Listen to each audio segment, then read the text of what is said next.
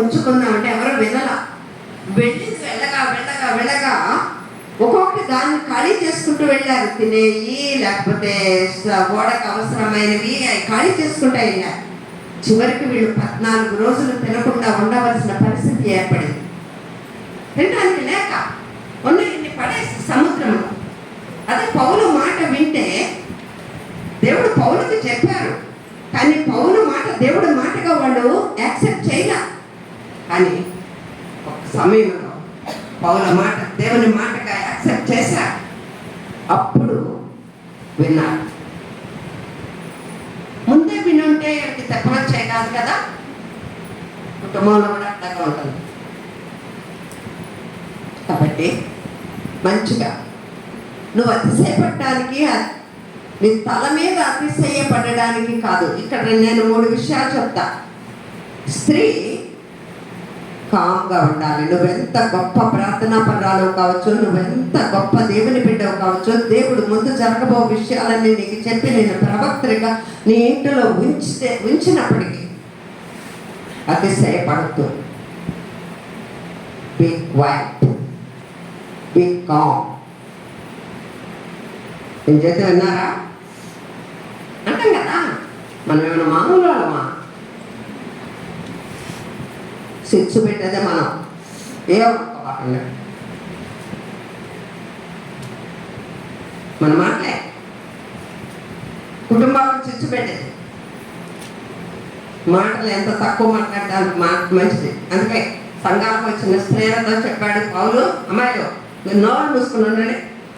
ఇక్కడే కదా, ఇంట్లో కూడా.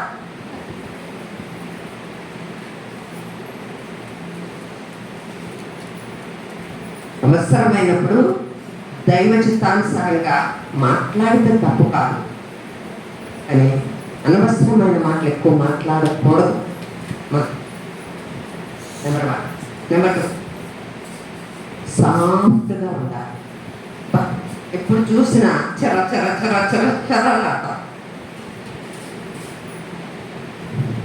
ఒకప్పుడు నేను కూడా అంతే, చిట్టుడేత పుట్టుడు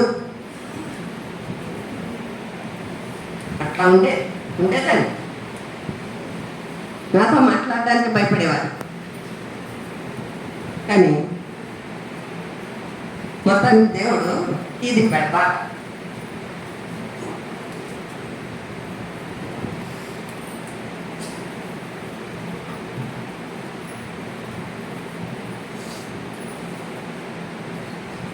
నీట్గా, సున్నితంగా, సాఫ్ట్గా మాట్లాడు. సాఫ్ట్ అనుకుంటున్నారేమో, మాటలు కత్తలేదు అనుకో. మరి మనకు కావాలిగా మూడర్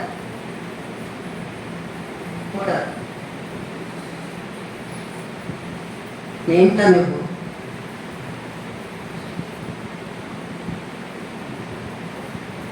ఒక దేవుని బిడ్డవనే సంగతిని మర్చిపోవాలి.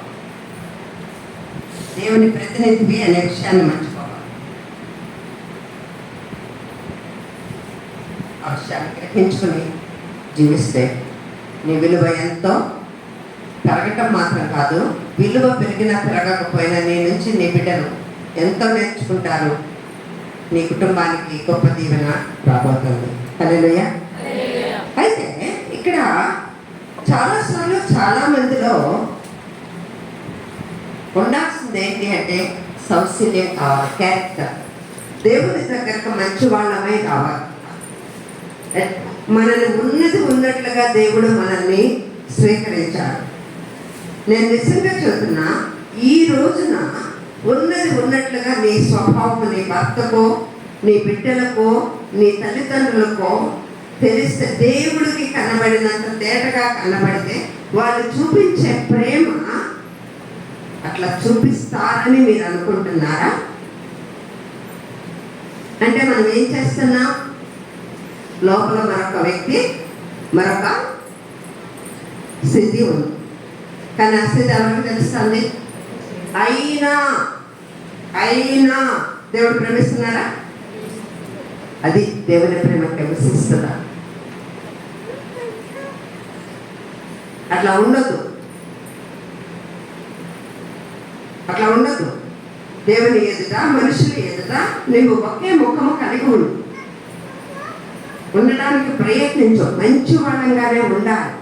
ఒకప్పుడు మంచిదాన్ని కాదు నేను, కానీ దేవుడు నన్ను మంచిదానిగా మార్చడం, మలచడం మొదలుపెట్టారు. నేను ఎప్పుడు అడుగుతా, ఐఎమ్ ట్రైన్ లార్డ్, నీకు చెందిన దానని. Mould me, break me, mould me, melt me and mould me. వెరకొట్టు, కరిగించు, నన్ను ఒక రూపంలో తీసుకురా. ఇదంతా ఈజీ కాదు, కానీ దేవుని రూపము, దేవుడు ఉద్దేశించిన రూపము నాలోనికి రావాలి. అది దేవుని ఉద్దేశం. అందుకని నేను ఆయన చేతికి అప్పగించుకోవాలి. ఒక శిల శిల్పకారుని చేతిలో ఉన్నప్పుడు శిల్పకారుడు దాని మీద ఉపయోగించే ప్రతి ఆయుధానికి అది అప్పగించుకున్నది. పుయ్యో మొర్రో అయ్యో బాగో అంటే శిల్పకారుడు చెక్కలేడు. దేవుని చేతిలో ఒక అందమైన శిల్పముగా మనసపడుతున్నావు. మనసపడడానికి దేవుడు తన చేతిలోకి నిన్ను తీసుకున్నాడు. ఉన్న కొద్దీ మన సౌశీల్యం, క్యారెక్టర్ బెటర్ అవ్వాలి. Day by day. నేను అంటాను, డే బై డే కాదు, ఆర్ బై ఆర్. నిన్నటికంటే వాడు బెటర్గా ఉండాలి. ఇంతకుముందు కంటే ఇప్పుడు నేను బెటర్గా ఉండాలి. నా క్యారెక్టర్లో, నా భక్తి విధానంలో. ఇది దేవుడు నా నుండి ఎక్స్పెక్ట్ చేస్తున్నాడు. నా నుండే కాదు, మీ నుండి కూడా ఎక్స్పెక్ట్ చేస్తున్నది, దేవుడు ఆశిస్తున్నది ఇదే.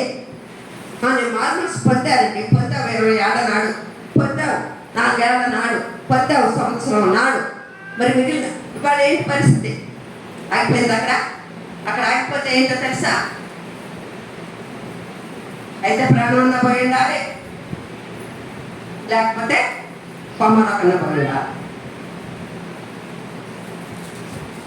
నన్ను మన్నించండి, భక్తిలో నేను మాట్లాడుతున్నా.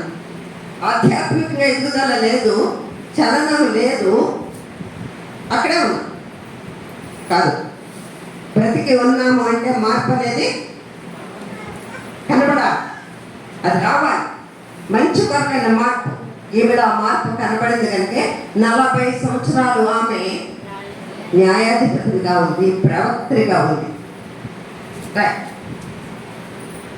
తలాంతులు, వరాలు అనేది దేవుడిస్తారు, కానీ క్యారెక్టర్ అనేది మనం బిల్డప్ చేసుకోవాల్సింది.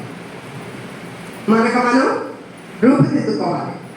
నేను దేవుని బిడ్డని, నేను ఇలా ఉండాలి, నేను ఇలా వ్యవహరించాలి, నేను నన్ను బెటర్ చేసుకోవాలి. నాకు ఈ రోజు ఇచ్చింది, ఈ గడి ఇచ్చింది, నన్ను నేను బెటర్ చేసుకోవడానికి. అంతేనా?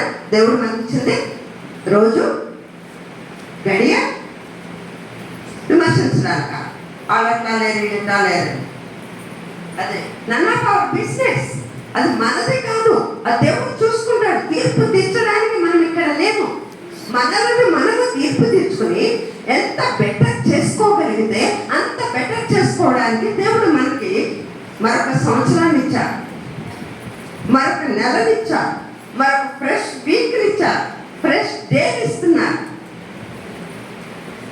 దాన్ని మనం యూటిలైజ్ చేసుకోవాలి, వాడుకోవాలి, సద్వినియోగం చేసుకోవాలి. రైట్? అది తలాంతులు, వరాలు దేవుడిచ్చే, కానీ మన జీవితంలో మన క్యారెక్టర్ని మనము మాత్రమే బిల్డప్ చేసుకోవాలి. దేవుడు వరాలు ఇచ్చినా ఇవ్వకపోయినా, తలాంతులు ఉండొచ్చు, మీరు చాలా టాలెంటెడ్ పీపుల్, మీ పాటలు విన్నా, మీ ప్రభువుని ఎంతో స్తుతించా. అదే మీ పశ్చిమ గారితో కూడా నేను అన్నా, దట్స్ సో టాలెంటెడ్, చక్కగా పాడారు. అక్కడున్న నేను దేవుని సన్నిధిని, ద ప్రెసెన్స్ ఆఫ్ గాడ్ అనుభవించాను.